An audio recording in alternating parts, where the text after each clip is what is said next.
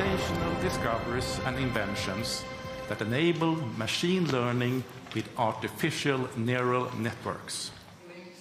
A University of Toronto professor, Geoffrey Hinton, on the right, has won the Nobel Prize in Physics. He's sharing the honor for developing the foundations of machine learning and artificial intelligence with Princeton University researcher John Hopfield.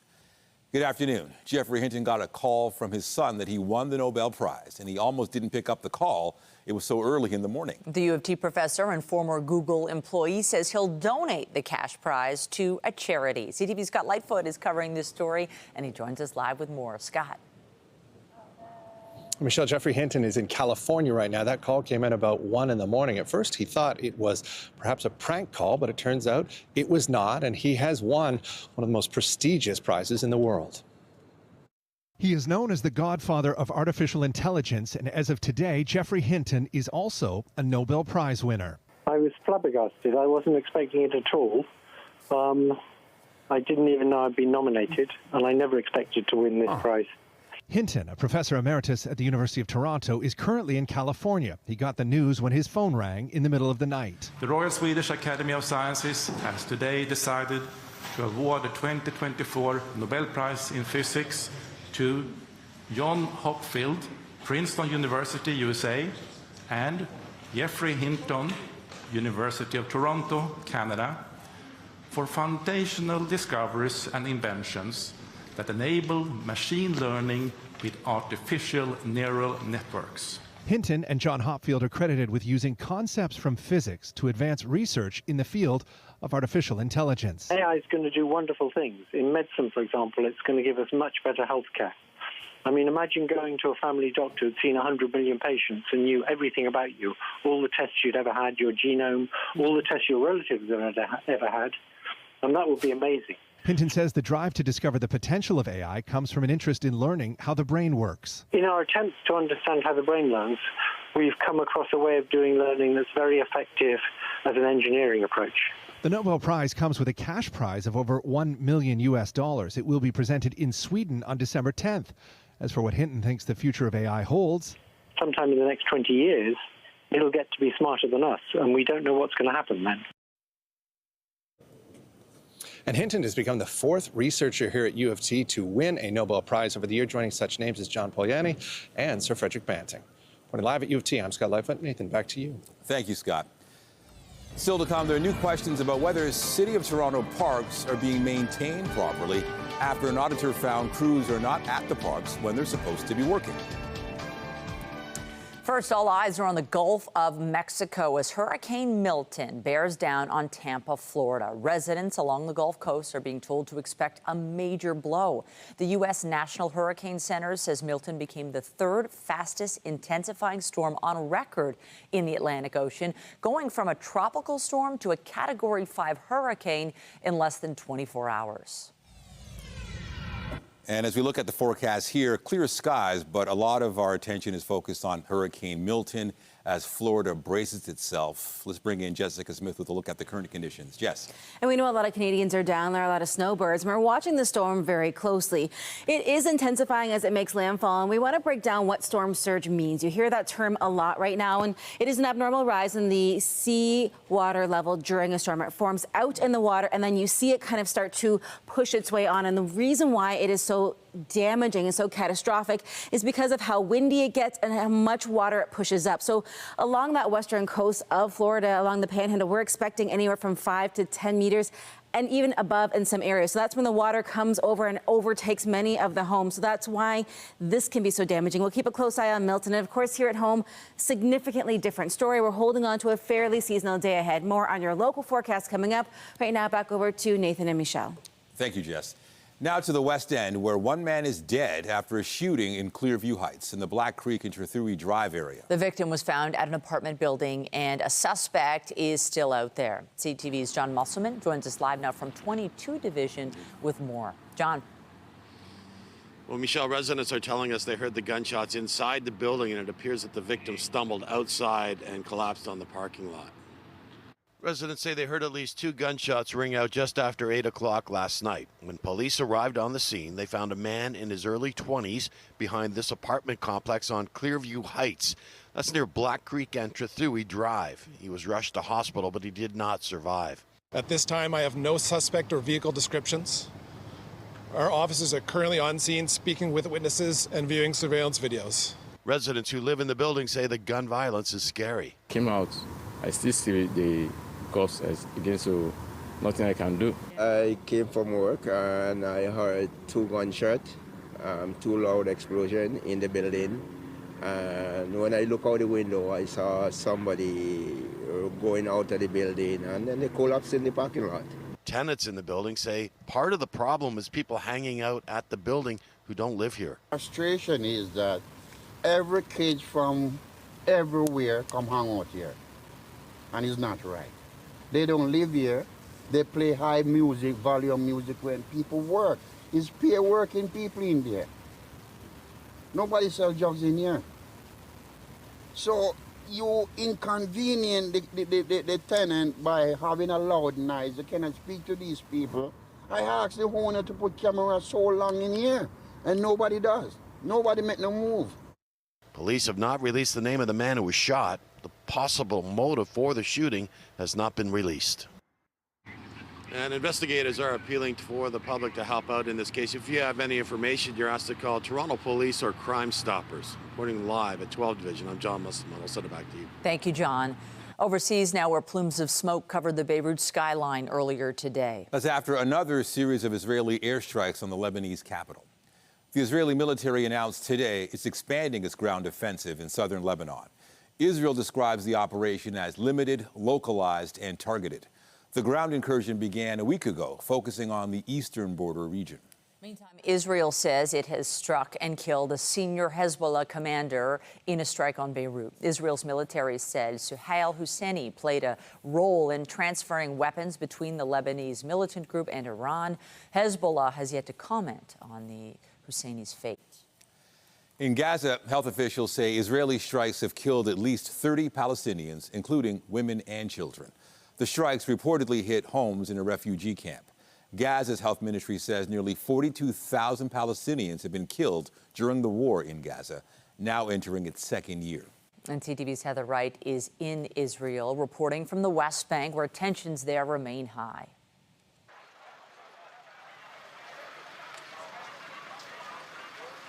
Well, Marcia, we're here in Nablus in the occupied West Bank, and we've been here for a couple hours now, speaking with Palestinians and asking them about what life is like here right now for them. And sort of the uniform answer that we're getting from everyone is difficult.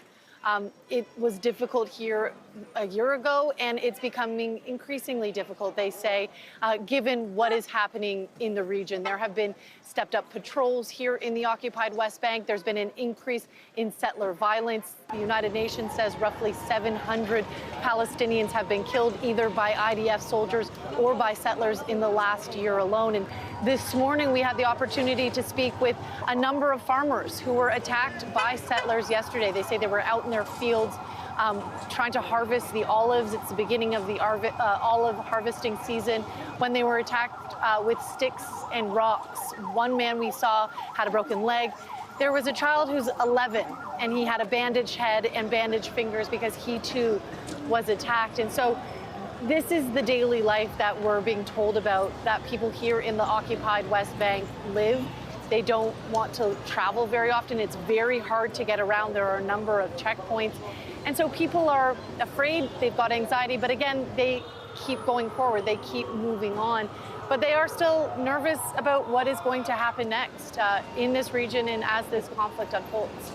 I think everyone does have some hope, but you know, they've watched what's happened. They have concern, of course, for their friends and family members in Gaza, watching what has taken place there. Many have lost loved ones there. There are Gazans here in the occupied West Bank that have been here for the last year because they can't return to their homes. And so while they are hopeful, I think that there is a big concern that things are going to get worse before they might get any better.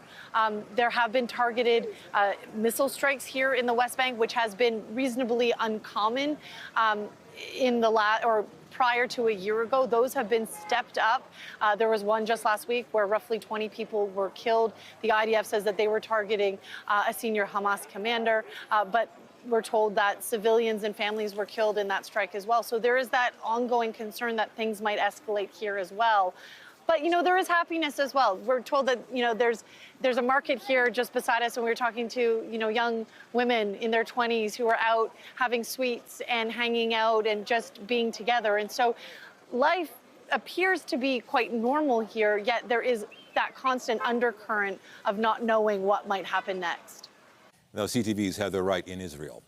A memorial was held in Toronto for the victims of the Hamas attack. Thousands gathered in North York last night, and CTV's Beth McDonnell was there.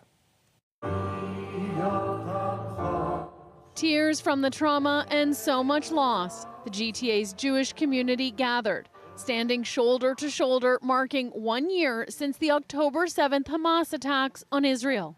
Thought it was heartbreaking, heartwarming, and just absolutely amazing. I'm a Holocaust survivor, and what we had to memorialize today is the worst atrocities since the Holocaust.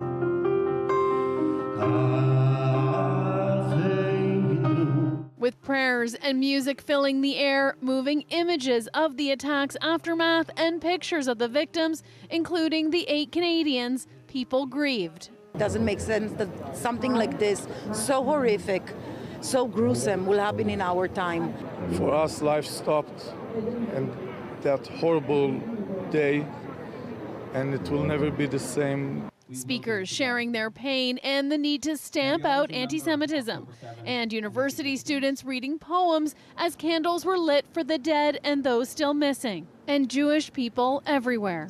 Sirens and slogans echoing around the globe, shaking the walls of humanity.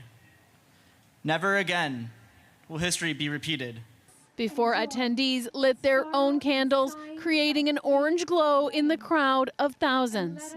It's good to see a really big amount of the community gathering together and singing together. It's really beautiful. The emotional memorial drawing dignitaries, including Ontario Premier Doug Ford, condemning the violence by Hamas. It's disgusting. And we're stand behind the community, Jewish community, and we'll never waver. The gathering taking place amid tight security and a large police presence to ensure safety. Beyond the collective devastation, the ceremony also looked to the future and hope. Noah Hanukkah hid in a shelter when Hamas attacked her kibbutz on October 7th when she was 9 months pregnant. I want to say thank you to my amazing people, and also don't give up. We are going to be okay. We're made from the right materials. The ceremony ending with a call to bring the hostages home. Beth McDonnell, CTV News. The Prime Minister left Ottawa this morning for an overseas trip that'll take him to Laos and Germany. Justin Trudeau's first stop will be the summit of the Association of Southeast Asian Nations on Thursday and Friday. His government has pledged to sign a trade agreement with the ASEAN bloc by the end of 2025. The PM will also emphasize Canada's role in addressing new challenges to peace and security. After leaving Laos, Trudeau will attend the 25th meeting of the Ukraine Defense Contact Group in Ramstein, Germany on Saturday.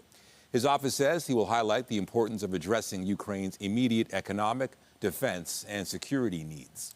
To Florida now, where people along the Gulf Coast are being warned to leave as Hurricane Milton bears down on the state. Milton will be the second major hurricane in less than 2 weeks to hit the Sunshine State, with landfall expected overnight Wednesday. CTV's Scott Hurst is following the developments closely. Scott, what is the latest on the hurricane, the path at the moment, and the potential impact?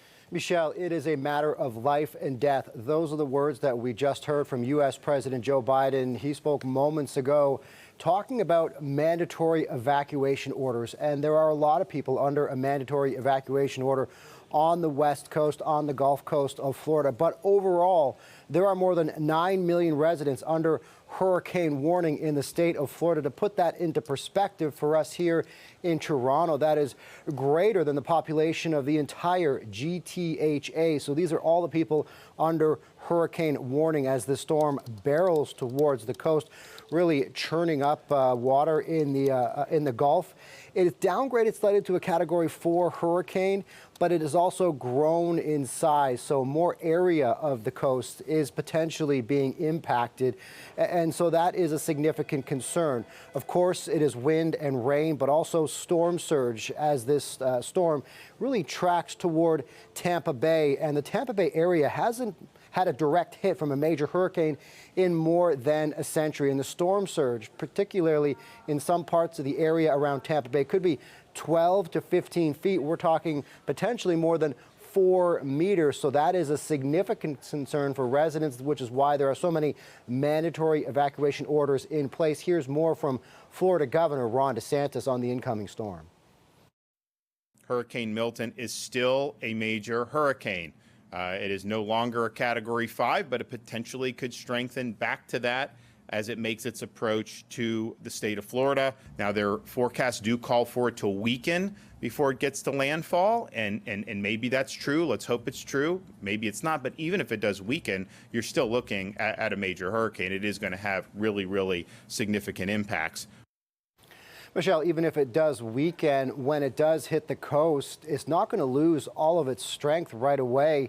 It's still projected to be hurricane strength, to be a Category 1, potentially even Category 2 hurricane as it moves from west to east all the way across the state of Florida.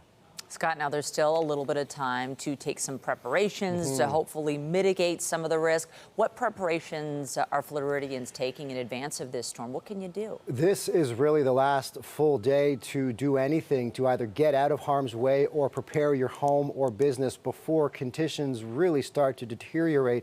So those under the mandatory evacuation orders, you see the line of traffic right here. They have to get out, find somewhere that is safe. But there are many more people that aren't under those mandatory orders. And so they, of course, are doing everything they can to shore up their homes and businesses. And the other major concern is all the debris that's been left behind from the last hurricane, of course, Hurricane Helene, less than 2 weeks ago. And there's a huge cleanup effort underway to remove all that debris because there is a significant concern all that debris could quickly and easily become projectiles when the wind starts to pick up. And so, according to Florida Governor Ron DeSantis, more than 300 dump trucks are involved working around the clock to remove debris. Here's more from the mayor of Treasure Island, which is a barrier island just off of Tampa Bay, talking about his message to residents. Protect your lives, protect your pets, your children. Once the storm comes and the winds start and the water starts rising, our first responders are not able to respond, and that's the most heartbreaking part of all of this. So the preparation right now for those, Michelle, who are going to remain in the area under warnings and watches, but not mandatory evacuation orders, they're doing everything they can, trying to fill up sandbags, shore up their homes and businesses, as these are really the final few hours before the conditions really start to take a turn for the worse. CTV Scott Hurst, live in the CTV National Newsroom. Thank you. Thanks, Michelle. The sexual assault trial of a Toronto City councillor is now underway. Michael Thompson is accused of assaulting 2 women in Muskoka 2 years ago. Toronto City Councillor Michael Thompson arrived at the Bracebridge Courthouse yesterday to face 2 charges of sexual assault in a judge-only trial. It's alleged Thompson sexually assaulted 2 women at a Muskoka cottage on Canada Day weekend of 2022. The Crown laid out its case, painting a picture of Thompson allegedly orchestrating a weekend at the luxury property that he billed as a networking event to several young women who arrived to learn the getaway was not what they'd thought. Alleging Thompson encouraged them to drink beer and wine and do shots, smoke marijuana, and take off their clothes. He suggested to everybody to test the bounciness of his bed, a witness told the court, describing the tone of the weekend amid continuous offers of alcohol. He encouraged a certain flow of events. With this power dynamic established, I was sort of going along with things in his preference. What he suggested I did, there's a part of me that didn't feel much of a choice. You do what is suggested and move forward, appeasing his wants. That witness has gone up to the cottage with Thompson after meeting him at a Yorkville gallery where he offered mentorship and career support, what she described today as false promises. The witness recalling 2 points at the cottage where Thompson told her, "Feel free to get naked." In the first instance, I said, "No, I'm good." I was stunned and confused. A second time while on a boat, he said it again, "Feel free to get naked." I did not comply with that. I kind of froze. I was really uncomfortable. I didn't know what to do. It was later that weekend that 2 other women arrived at the cottage, the 2 complainants in this case. The Crown told the court that in the testimony ahead, one woman will testify that Thompson massaged her sexually against her will, and the second will allege that she woke up after falling asleep drunk to find Thompson standing over her, that he led her to a different room and, in the words of the Crown, force himself upon her, despite her repeatedly telling him no. Thompson has pleaded not guilty to the charges. The 5-day trial continues on Thursday. Now to questions about whether city parks are being maintained the way they should be in Toronto. Especially when an auditor found that crews who were supposed to be working in parks were not actually in the parks. CTV's Natalie Johnson joins us now from City Hall. Natalie. Well, Nathan, the Auditor General is shining a light on service standards here and a lack of oversight on crews in the field. Crews who in some cases were sitting around in their vehicles in plaza parking lots while claiming on their timesheets that they were on the job. Toronto City crews may have reported spending more than half of their shift at parks maintenance locations, but their vehicle GPS data indicated otherwise. In a new report, the Municipal Auditor General slamming the productivity and procedures in place to monitor it, calling on City Hall to strengthen accountability within the branch. It's both frustrating and disappointing because this seems like an old story. And it's not just something that plagues the City of Toronto, but many large organizations where there's a lot of workers, there are a limited number of supervisors, and people are out working in the field. And so the Auditor General has identified some classic issues, right? Timesheets and records that don't necessarily line up with GPS records. The audit revealed that in a standard 8-hour workday, mobile crews reported more than 4 hours a day at parks maintenance locations. But the trackers on their vehicles indicated they were there just 2 hours and 36 minutes a day. Finding discrepancies between worker logs and GPS data would show their vehicles parked at plazas and places other than parks. We need better accountability. And, I will remind folks the mayor has a collective bargaining agreement underway with the union right now. And it can't just be a question of how much more money are we going to pay people with taxpayer dollars. We need to make sure that we're getting the type of performance that Torontonians expect. And, there are folks out there that will say, okay, you can raise the tax bill a little bit, but they want to see value for money. Mayor Olivia Chow has promised better park upkeep, including access to washrooms and amenities. Her office telling CTV News in a statement today, the mayor thinks the findings by the Auditor General are deeply concerning, as people deserve park amenities that are well maintained so they can be used and enjoyed. Chow's office saying she will work with councillors and the city to implement the Auditor General's recommendations for improved accountability. And those recommendations go straight to the top, including the need to establish key performance indicators to measure maintenance standards. Reporting live at City Hall, I'm Natalie Johnson. Michelle, over to you. Thank you, Natalie. Taylor Swift is coming to town next month, and scammers are tapping into the excitement to prey on fans planning to see her shows. Their tickets suddenly disappeared from their online Ticketmaster accounts. CTV's Raheem Ladani has the story. In just over a month, Taylor Swift will be taking over Toronto, but some of her biggest fans have realized their concert tickets have been stolen. It was very quick and I didn't have enough time to stop anything. It's very devastating to be very excited for something. Kaylee Moe lives in Chicago, Maya Gelford in Toronto. They don't know each other, but find themselves in the same situation after splurging to see Taylor Swift in November. We bought 2 tickets, and I think each one was just over $1,000. Last week, though, Moe and Gelford unexpectedly received a message from Ticketmaster saying their tickets were being transferred. What? I'm like, what are you talking about? And then instantly after that email, I got another one saying that it was approved. Moe's email shows her pair of tickets were transferred to someone named Doe DJ, while Gelfand's were sent to Cree Tin.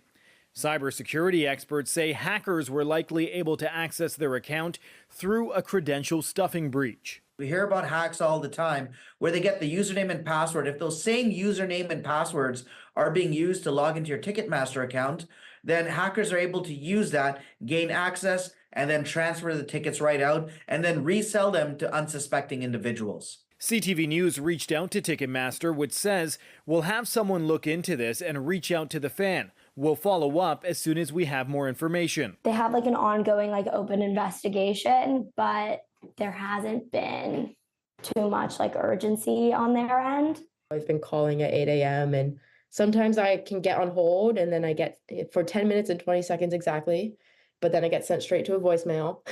While there is still time for Ticketmaster to help Gelfand and Mo get their tickets back, there's a growing push to force ticketing companies to enable multi-factor authentication. So you get some sort of code or some sort of text that you need to enter before gaining access. It's important that these types of security features are not optional, but they're instead made mandatory. An extra security layer that could protect users against future fraud. Raheem Ladani, CTV News. We have a fairly seasonal day ahead of us, but we are watching for the chance of some light passing showers through the late afternoon, early evening. But we are finally settling into a much more seasonal and traditional fall weather trend. We're sitting around 16 as we head into the afternoon. The norm this time of year is around 15, so we're pretty much right on the nose. A northwesterly wind helping to keep it feel a little fresh as you spend some time outside this afternoon. Coming up, I'll have a full look at your long-range forecast as we head into the middle of the week and look ahead to the Thanksgiving weekend. Here in Toronto, a vigil is being held for the people of Gaza today. The 12-hour event marks 12 months since the conflict began. CTV's Sean Leathong is at Nathan Phillips Square and joins us now live with more. Sean. Well, Nathan, Michelle, you can see the group behind me. There are a couple of dozen people here, and they've been here since 8 o'clock this morning. Their plan, as you mentioned, is to sit in here at Nathan Phillips Square for the next 12 hours. Now, this being October 8th, they're using this date because they're marking the one-year anniversary of the start of the war in Gaza, that being the day after the one-year anniversary of the Hamas attack on Israel. Now, they're saying that they're marking these 12 hours to represent each month that this war has been going on. Many of the people here, of course, pro-Palestinian, and they are speaking for the fact that there have been so many lives lost, so much bloodshed in this war so far. I spoke to a couple of the folks who are sitting in today, and here's what they had to say. So as a Palestinian who have lived in Palestine, actually, I've lived in Palestine for many, many years, and I have personally experienced a lot of violence inflicted on myself and my people. And living in the city for the last 12 months have been nothing short of traumatizing, but also with a silver lining of community support, as you can see here. But there's over 40,000 people killed, immense suffering, famine, kids with horrible skin diseases, the reemergence of polio. How are we letting this happen on our dollar? This is disgusting, and I'm Jewish, and so I'm here to say not in my name.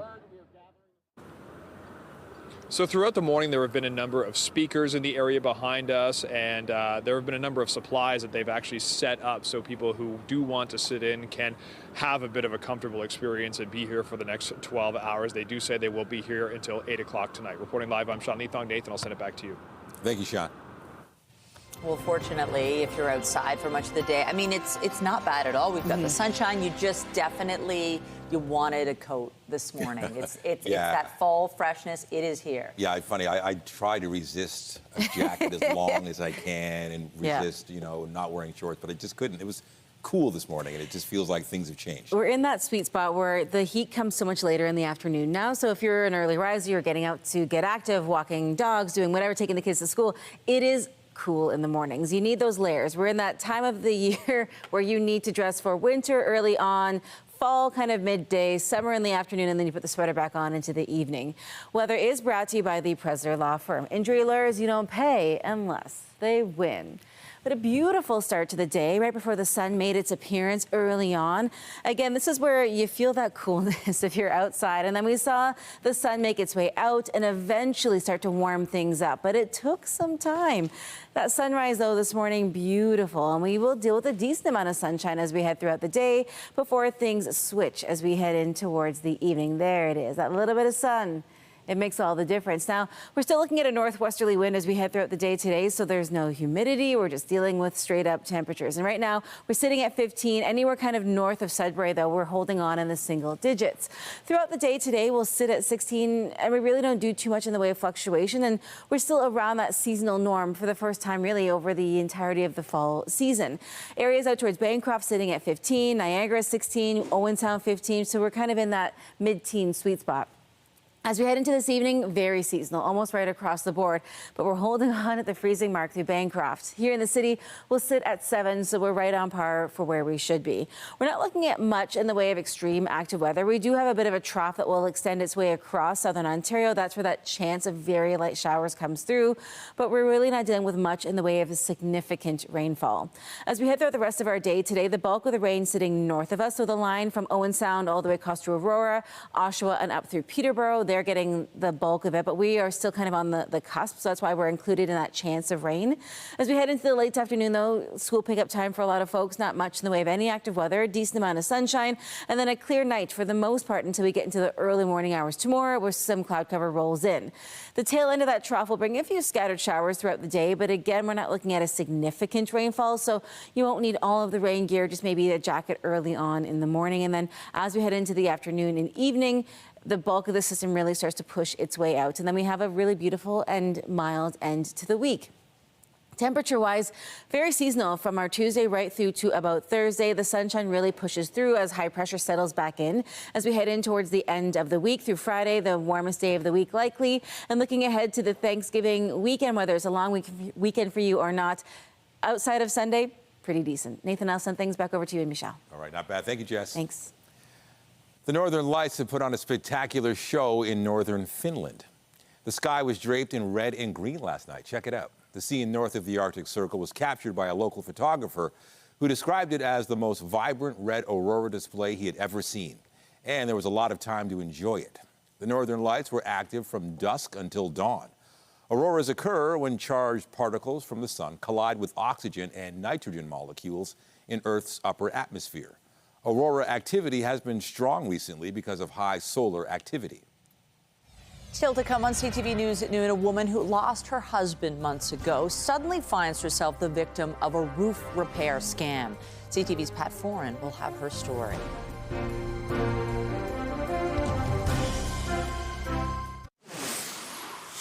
Breaking news this hour from Yonge and Steeles, where a pedestrian was struck by a vehicle at the intersection. Toronto paramedics say they transported a woman in her 60s to hospital with serious but non-life-threatening injuries.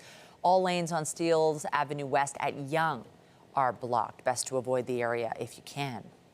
Now, you have to be careful when having home renovations done. That includes researching companies carefully and not paying for work in advance. Last month, a woman gave roofers almost $160,000 who never completed the job, and there now appears to be more victims. CTV's Pat Foran reports.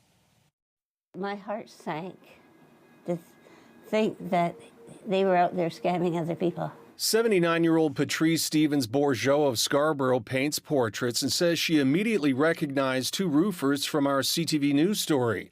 They're accused of scamming another woman out of $158,000. Extremely shocked, just in a state of disbelief, but you're scared about it. Sita DeBow was shown fake photos of her roof and told her home might collapse. After she handed over the money, the roofers never came back. Patrice says it was earlier this summer when the same two men were in her neighborhood handing out flyers. She says they seemed kind and friendly. They get your confidence first. They make you feel like they're family. They make more money being actors than defrauding seniors and people who are disabled. Patrice asked some men to check a small portion of her roof over her paint studio, but once they got up there, they ripped off all the shingles and said the roof was in horrible shape. She believes she was also shown fake photos. They kept demanding more money until she had handed over $27,000. That's the same pattern they use for me, taking the shingles off and then saying that they need more money. Patrice says her husband died 7 months ago, and she was recently diagnosed with stiff person syndrome, the same rare disorder Celine Dion has. I have to admit, it's been a struggle. The $27,000 was to help pay for her treatments. So did you have to stop your medical treatments because you don't have this money anymore? That's right, and the government doesn't cover it. In both cases, the men used contracts that said home build roofing and masonry. Toronto police are investigating, and it's believed the roofers were not using their real names. Anyone with information is asked to contact police. As for Patrice, she says her roof now leaks worse than it did before. They're ruthless. They don't care. They do not. And that was CTV's Pat Foran. Well, you may have heard Whitney Houston's mother, Cissy Houston, has passed away. Houston was 91, and as CTV's Andrea Case reports, the lifelong entertainer was a talented performer with a career of her own. And you against the world. We have come to know her as Whitney's mom, Cissy Houston, born Emily Drinkard. You could say she was born to sing, performing at New Hope Baptist Church in Newark, New Jersey in 1938. At the age of 5, she began her singing career with her sister and 2 brothers. In 1963, she joined with 3 other women. Unofficially, they were known as Sissy's Girls, performing backup on hundreds of songs for acts including Otis Redding, Wilson Pickett, and Lou Rawls. In 1969, they got a call from Jerry Wexler, Elvis Presley's music producer. They went to work singing backing vocals for Presley in Las Vegas. Houston said it was a gig and a good one. It was Wexler who gave the group the name The Sweet Inspirations. Cissy always believed the group failed to receive the credit they deserved with their own singles, Sweet Inspiration, Let It Be Me, and Unchained Melody. She left the group because she wanted to raise her family and concentrate as a solo artist. And she was an inspiration. Her version of Midnight Train to Georgia inspired Gladys Knight to record it. A dozen albums followed and a disco hit. The church was always a part of her life, and it was her gospel recordings which landed Houston 2 Grammy Awards. As a session musician, the ability to sing in different genres kept her in high demand, whether it was solo or singing with cousins Dee Dee and Dionne Warwick. She married John Houston in 1964, separated in 1977, and divorced in 1991. But when daughter Whitney Houston announced at 12 she wanted to be a singer, Mom Cissy carefully trained her, as reflected in Houston's Greatest Love of All video.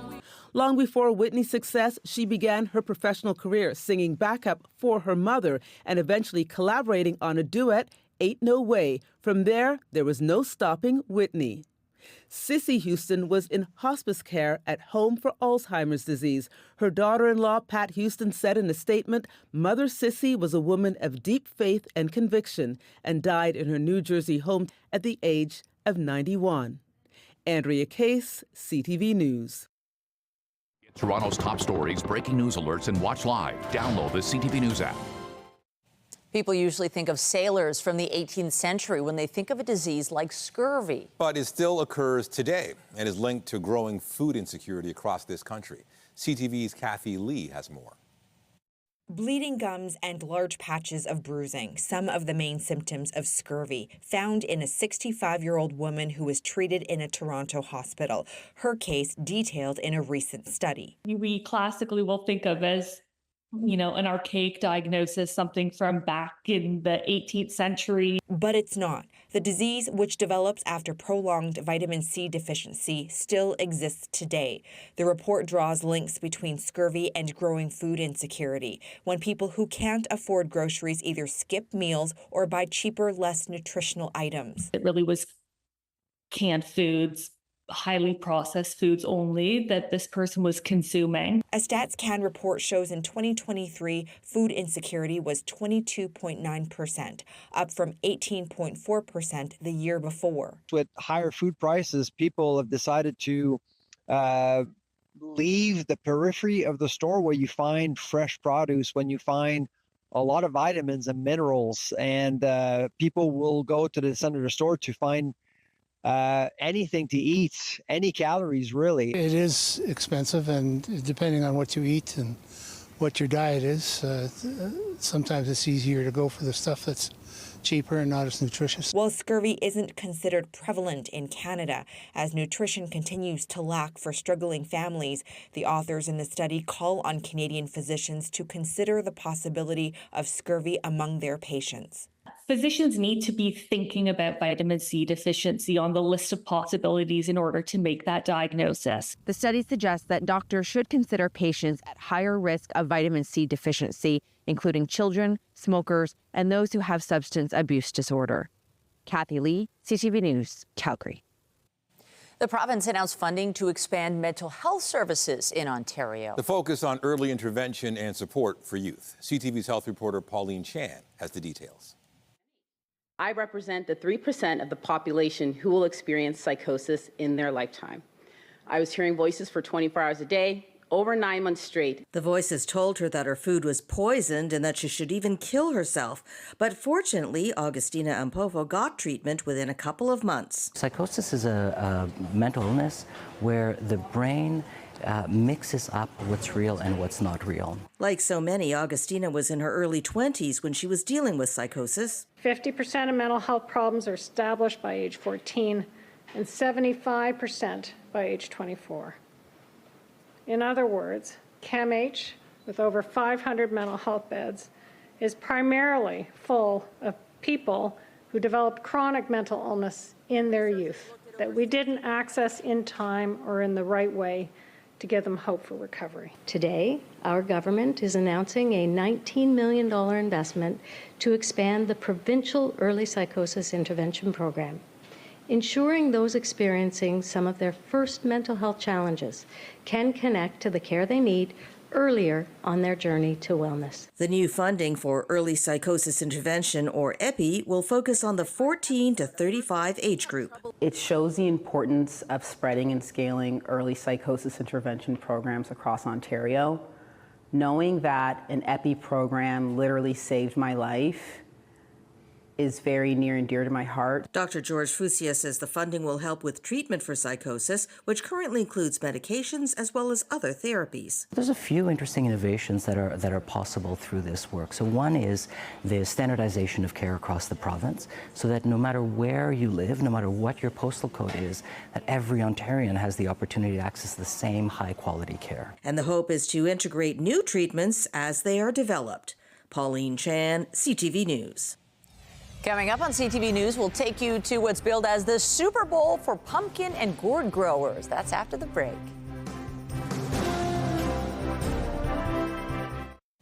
An Edmonton man's family history has inspired him to use his knowledge of genealogy to help solve cold cases. He's using the skill to identify remains from residential school sites across Canada. CTV's Rachel Crow-Spreading Wings reports.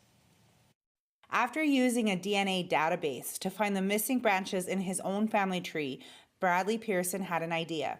Pearson wanted to help families searching for answers about missing loved ones. I just feel really honored and glad that my life path has helped me learn how to do this so that I can help families. He founded a company called Trove, which uses reverse genealogy. They build the family tree backwards to help identify the individuals. IgG, Investigative Genetic Genealogy. We basically use distant cousins of the unidentified who have voluntarily contributed their DNA.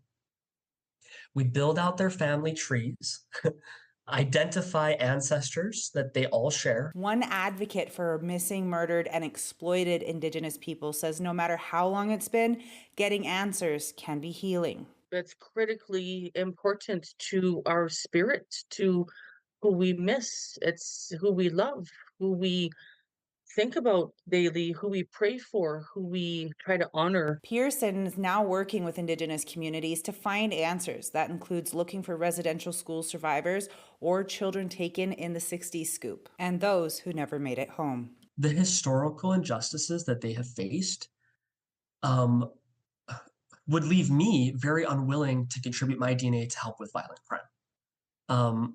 But they're willing because they want to discover truth. But Harp says those historical injustices will leave some feeling skeptical, at least at first. I would, if it would help bring my loved one home, but it has to be with someone that I trust and is going to do the right thing. Rachel Crow-Spreading Wings, CTV News, Edmonton. Now to the cream of the crop when it comes to gargantuan gourds weighing hundreds of pounds. Some of the biggest pumpkins ever took center stage at a competition in California. One of the organizers of the Elk Grove Giant Pumpkin Festival described it as the Super Bowl for growers. It began after a couple of them pitched an idea 30 years ago. They asked if they could hold a pumpkin weigh off in town so they wouldn't have to drive so far to weigh them. The first festival started out small, with the winning pumpkin weighing 300 pounds. Well, things have changed. This year's winner was over 1,900 pounds, and with a $7,000 grand prize, it is now super competitive. I can imagine. You know, it's got me thinking. It's Thanksgiving weekend coming up, and it's just the weather always plays in so nicely to those plans, and it's not looking too bad. Yeah, there might be one day of rain, but overall, over the long weekend, majority of it comes with sunshine. So if you do want to spend some time outside with family or get out for that post-meal walk, it will be pretty nice for the majority of that weekend. And today, we're holding on to a fairly seasonal day. Some passing showers as we see a weak trough make its way across southern Ontario, but nothing to write home about. We're sitting fairly seasonal across the board. A little cool right now through Barrie at just 9. As we head in towards the rest of our day today, we'll sit around 16, so very seasonal start to finish. And although there's a little rain potentially on Sunday, overall that long weekend looking pretty nice. Indeed. And that is CTV News at noon. Remember, you can get Toronto's breaking news all day long on CP24 and at ctvnewstoronto.ca. For Jessica Smith and the whole team here, have a pleasant afternoon. I'm Michelle Dubé. And I'm Nathan Downer. Be sure to join us later for CTV News at 5 and 6.